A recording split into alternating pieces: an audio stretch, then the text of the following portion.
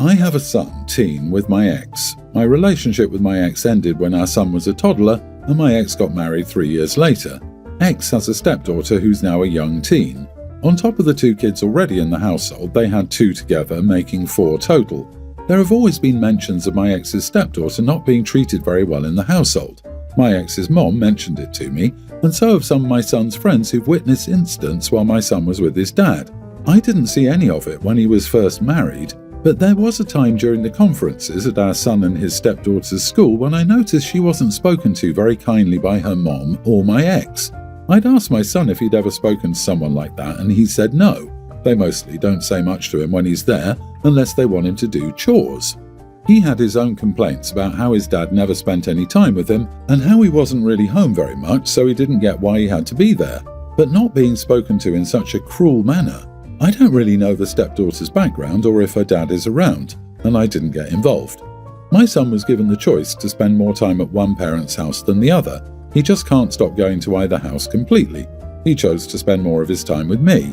After 3 or 4 months of him deciding that, my ex told me his stepdaughter wanted to come and live with me and would I take her. I said no. I told him I didn't believe for a second that the girl was asking to live with a stranger. Then my son came home from visiting his dad's house and he told me his stepsister had annoyed him all weekend and that she thought she could live with us. Ex called a couple of days later and asked me if I believed it now and whether I wanted her. I said my answer was unchanged and he should be working on making her happier there. He dismissed the idea. A week ago I saw my ex's mom and she mentioned that the girl was put in foster care. She said she knew my ex had asked me to take the girl and she didn't understand why I wouldn't when she and my son have lived as siblings most of their lives. I told her that she was her step-grandma and she should have taken her if she cared so much. Ex's mom and I were always on good terms, so her unreasonably blaming me came as a surprise. She told me the difference was that the girl wanted to live with me, and she'd been told all about that too. I walked away from her because I didn't want to fight or listen to more of her crap. But it made me wonder if I'd done the wrong thing. I really don't feel responsible for this girl, but that doesn't mean I'm not an idiot either. I still could be, especially when I knew the household wasn't good for her. Am I the idiot? Not the idiot. You're not responsible for your ex's stepdaughter. His mother's blaming you is ridiculous. The foster care situation is serious. It highlights the dysfunction in your ex's household. Petition for full custody of your son is a good idea. The current situation is clearly detrimental to him. Your ex is a terrible parent. Don't let anyone guilt you into taking on someone else's problems. Focus on your son's well-being. That's your priority. Protect him from that toxic environment. Not the idiot, but also not the hero. That's okay, not everyone can be a hero. Poor girl though. Mom gets remarried and now doesn't want her now that she has kids with baby daddy number 2. It might be nice to find out if you can take her out to dinner or a movie or something once a month or so with your son. That seems a manageable kindness. You could ask your ex why she's in foster care. You could ask your son what he knows about it. You could also speak to CPS about it because I'm sure that they have to be transparent with you if your teen child is in their care at times. Any investigation of a parent should be fully explained to the other parent. All of this should help to ease your mind. Then, if you think that you want to help, speak to your son. He might not want your dynamic to change. If you both want to help, you could offer to foster her. What you do is your choice and your son's. I, 29 female, am getting married in a few months to the love of my life, Jake, 32 male. Planning the wedding has been a dream, but one major issue has been my older sister, Sarah, 34. Sarah and I have always had a rocky relationship. She's the golden child in our family and has always been competitive, especially regarding me. Over the years, Sarah has sabotaged every relationship I've had. She once flirted with my high school boyfriend so much that he broke up with me and asked her out. She said no because of me, but the damage was done. When I introduced her to my first serious adult boyfriend, she joked about how I still snore like a truck and made fun of me in front of him. He later admitted her comments planted doubts in his mind about me. When Jake and I started dating, I made the mistake of introducing him to her too soon. She pulled the same antics, calling him her future brother-in-law in a flirty tone, making sly digs about my personality, and even telling him I wasn't the settling down type. Thankfully, Jake saw through her behavior and reassured me that it didn't bother him. However, it did bother me. When I brought it up to Sarah, she laughed and said I was too sensitive and needed to learn how to take a joke. She never apologized. Sarah initially acted excited when I got engaged, but then the comments started. She made fun of my dress choice, mocked our wedding theme, and told me I'd probably chicken out before walking down the aisle. I've tried to brush it off, but deep down it hurts. After much thought, I decided not to invite her to the wedding. I don't want her negativity overshadowing my day. When I told her, she flipped out, saying I was ruining our family dynamic and being petty. My parents are pressuring me to reconsider because she's your sister and family is forever. But I feel like I deserve a drama-free wedding and, frankly, some peace. Am I the idiot for not inviting her? Not the idiot. You've tried to have a relationship with your sister, but her behavior has been consistently hurtful and disrespectful. It's your special day and you deserve to enjoy it without any negativity. Your decision to protect your peace is completely valid. Family is forever is a load of crap. People are 100% capable of cutting toxic family members out of their lives and disowning them if that's what's best for their overall life. You're right, OP. You are ruining the family dynamic where your sister makes life difficult for you and your parents just let her. As you should. Because you are an adult and you have a right not to tolerate this kind of nonsense. That toxic golden child dynamic needed to be ruined. It's not about being petty, it's about protecting your peace on one of the most important days of your life. OP had better password protect all the reservations regarding her wedding because I don't put anything past her sister at this point. Also, OP, if your parents still plan to attend, assume they will bring your sister against your wishes. Have security present to escort them all off the property if this happens. My girlfriend, 23, and I, 25 male, planned a week-long trip overseas to Japan during this winter. I reminded her the day before we left a few days ago to remember to pack her passport, and she said she would. Anyway, the first airport we left from, the airport in our hometown, was domestic, meaning it only served flights in our country, the United States. So we both just showed our state IDs for that and flew through just fine. When we were checking in for the second flight though, the international one, we booked tickets for the two flights separately for some reason, they asked to see her passport. She said she didn't have it and told me she realised midway through the first flight that she'd forgotten to pack it. Since we were far away from our home, she couldn't go home quickly to grab her passport. We were both obviously upset, but I checked in anyway and told her I would still go without her. She got upset and asked me why I'd abandoned her over a simple mistake, and I told her that I wouldn't miss out on a trip just because she had planned poorly. I told her that since we had a mutual friend, 24 male, who lived in the city we were in currently, she could ask him if she could stay with him and explore for a week, and then I'd catch her when flying back and we go home. She agreed but was still upset because she wanted to spend New Year's with me. A few hours ago I FaceTimed her and we talked for a bit. Our friend joined the call and said he was shocked I'd abandoned her like that and that he was disappointed in me. My girlfriend agreed with him. Am I really a bad boyfriend for still going on this trip? Like, if I chose to not go anyway, it wouldn't even be benefiting her at all, really. It would only be hurting me. Am I the idiot for this? Not the idiot. I would have gone too. This is 100% her fault. That being said, if it was truly just a matter of forgetting it, and she knew during the first flight, why the heck didn't she say something to you right then? And is there no one at home that you have entrusted to have a key in case of emergency? Because FedEx Same-Day Express is still a thing and she could have arranged a flight the next day. A couple of $100 to salvage a few $1,000s of a vacation would be worth it to me. The airlines are actually pretty good about this stuff.